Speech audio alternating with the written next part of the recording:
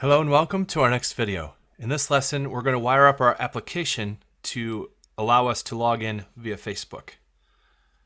So this will be a pretty straightforward operation. What we need to do is be in our contact web and go to the startup.auth.cs file. And additionally, we're going to need our app ID and app secrets. So I'm going to go ahead and grab my app ID right now off of my application page on Facebook. Again, if you haven't set up your application yet on Facebook, you should do that. It was in the last video.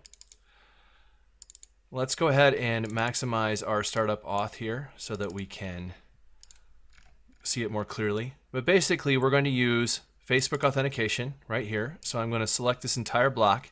I'm going to hit Control-K-U, and that will uncomment that entire section. I'm going to paste my app ID in there. And then I need my app secret. So I'm going to go back to my contact manager page on Facebook, and I'm going to go ahead and select to show my app secret. Now I'm already logged in, so it didn't ask me to see or re-authenticate with my password. But if you haven't logged into Facebook directly for a while with a password, it'll probably ask you to add that password or retype your password just to make sure you are who you say you are. And you might say, well, Brian, aren't you afraid I'm going to steal your app ID and app secret? Well, of course, you could do that and work with my contact manager if you wanted to. But you see this little reset button here? When I'm done creating the course, all I have to do is hit that, and then you won't know my app secret anymore. So it'd probably be pretty fruitless for you to do that. And even if you were to do it, I'm not sure what good it would do. You would just be able to monkey with my app authentication or whatever. So I'm not real worried about it. Anyway, in the real world, you do want to protect these, obviously. So let's go ahead and get the app secret and put that in here. And so now my app ID and my app secret are stored in my startup.auth.cs file. So I'm going to go ahead and just close that down, and it's right there.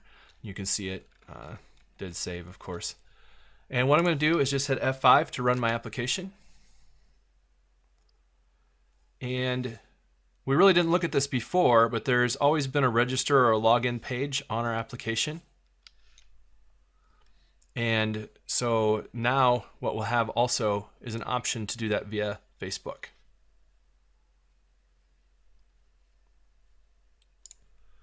So what we can see over here is we have a register and a login. So if we went directly to register, it would allow us to register our account.